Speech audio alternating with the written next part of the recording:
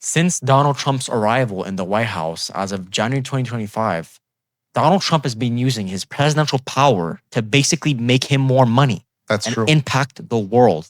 He's been influencing the stock market. He's Yep. been influencing gas. He's been starting wars. He's been Keep in mind, not only that, he also started tariffs in 2025, which caused massive moves. and which as of recently, it's very unprofessional seeing him sleep during meetings. Yep.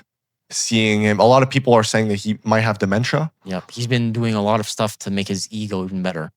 As we know, he's been doing a lot of executive powers, as he's been signing a lot of executive deals. That's true. And he's even been sort of lying about a deal with Iran that it's been going on for months, and we don't know if there's ever going to be one soon. Yeah. This war could escalate massively. Trading is one of the biggest parts of his agenda. Yep. He has pushed tariffs, import restrictions, and reciprocal trade actions. The goal is to protect American industry and pressure foreign producers. As we know, a few months back, there was a possible poly market insider that was in the White House Yep. that betted on the kidnapping of Maduro, That's true. the president of Venezuela. Yep. And it's very possible that wasn't Trump's team. That's true. As we know, this administration team has been hiding a lot of details from the public.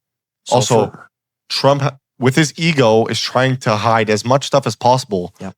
And keep important parts out of the story to make himself look bigger, stronger, of course, and just his ego and because keep in mind, when you're the president, not only you control the market, but you could make billions of dollars.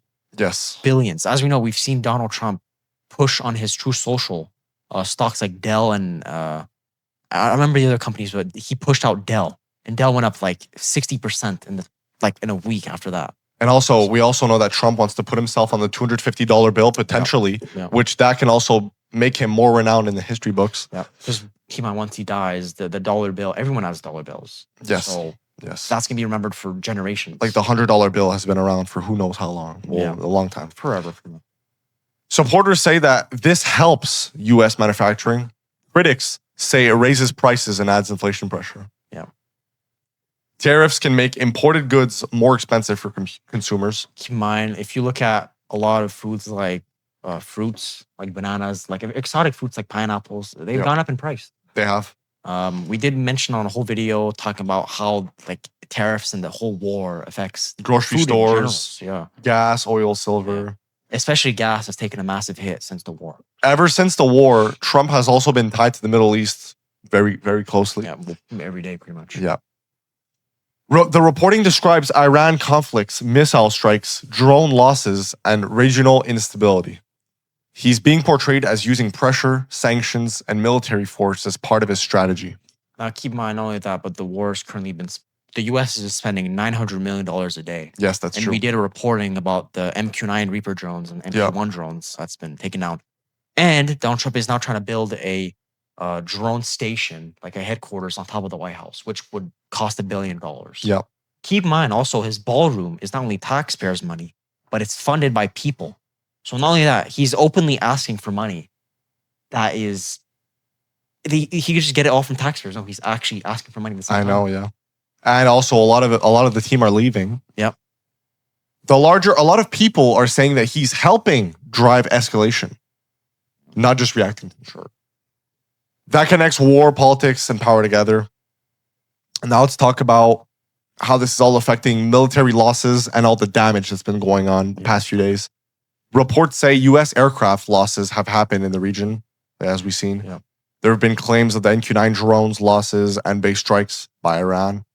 The damage also includes destroyed equipment, injuries, repairs, and replacements. Yeah. The real cost is not just one strike, but the following up spending. Military losses add up quickly when aircraft, missiles, and air defense are involved. That's 100% because keep true. in mind, these are not just regular like aircrafts. These are actual top grade, like top notch, like missile. Like these fly super fast and they're hidden. So it's not peanuts. It's really expensive. This is the big deal. Spending and economic pressure, which is probably the most important part of this whole war. Affects the world. Also, Trump, I don't think he really pays attention to this. I don't think he really cares when gas goes up 41%. No, Trump's a billionaire. I don't think he cares much. Trump in his position is only trying to benefit himself and not really the American people. Yeah. Because the gas has gone up 41%. Mostly all of the stocks, which important stocks are going down. Yeah. Gas, gold, silver. Yeah. It's been moving. Grocery stores, apart from eggs, have gone down 50%. Yeah, the average investor cannot comprehend what's going on. No. Keep in mind, markets are moving crazy fast. Yep. Gold reached the all-time high recently. Yep. So, war pressure also hits gas, food, travel, shipping. That also means people feel it in everyday prices. Like we mentioned, average workers and people who are trying to support their families. Yeah. The conflict also affects stocks, market sentiment, etc. Executive orders and control. Trump has relied heavily on executive orders. He's using presidential power to move quickly and aggressively, as we've seen. We've seen it. We've seen it. He's possibly going to put his face on the dollar bill. He's trying to, exactly. He has a big ego. And also, if you see in interviews, he's dodging a lot of questions. He is. And as we've seen, he's even like, there's some rumors that he has dementia as he's been forgetting some stuff about the war. Like he's been mentioned about if this place has been bombed, and he's like, what's going on here? So, the whole administration has described as pushing a lot of policy from the top down. Yeah. That also shows how central, direct executive control is to his second term. Yeah. Because his first term, he didn't really do much, actually. He was... yeah, no, the first term was good. It was more relaxed than anything. Because there was COVID that came by. But to be fair, in his second term, right, he mentioned there was going to be world peace. He mentioned... Yeah. We're all going to win. The economy is going to start booming. The economy is going to go back to normal again. People are going to be able to afford groceries. People are going to be gas. Yeah. And now what? Now it's going the other way. Not a year later, the war with Iran. Yeah.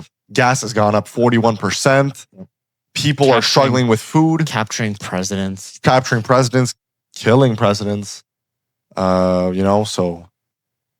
I mean, the bigger picture is that Donald Trump's presidency is being defined by power, trade pressure, war pressure, and constant messaging, which has been going on every single day. He's trying to control the economy, the war narrative, and the political cycle at the same time of all this. Yeah, well, we've seen it with tweets. Yeah. Well, true social posts, technically, but... The result is a presidency built on speed, force, conflict, and his ego. Yeah, which that already is. We can see it. Even Trump supporters probably agree with that, to be honest. Yes. So everything is connected. Tariffs, war, prices, and executive action. It's all being tied together, and it's all starting to make sense. Yeah. A lot of his team are leaving. A lot of his team are leaving. A lot of his people are leaving. People are not putting as much trust in him. If you even look back like a year ago when Elon Musk left Doge, yeah. Well, the team with Donald Trump. True. He was like mentioning that he's in the Epstein files and everything. So there's a lot of stuff that's not being covered because Donald Trump is trying to hide everything.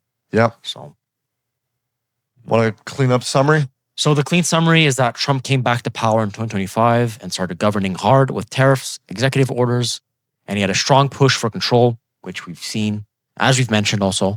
At the same time, he got tied to war escalation in the Middle East, where military losses, damages, and spending added to the pressure. Yep. The full story is about power, conflict, money, and control. And all that is happening right now. And all this could be changing in a week, month's time. This is very, very, very volatile by the way this war is going. And not only people's safety, but also like the whole economy. Yeah. And this is not only affecting Iran and the United States, it's also affecting the Middle East. Yeah. This is affecting even China and Russia. Yeah. So people say this is a World War III. Potentially. It could be. People are already saying that it is. So this was Matt and TheBerubeShow on TheBerubeShow. Yeah. Thank you for tuning in. Make sure to hit that like and subscribe. Helps us a lot. Thank you for tuning in. Praying for your safety as always. Stay safe out there and take care. Bye-bye.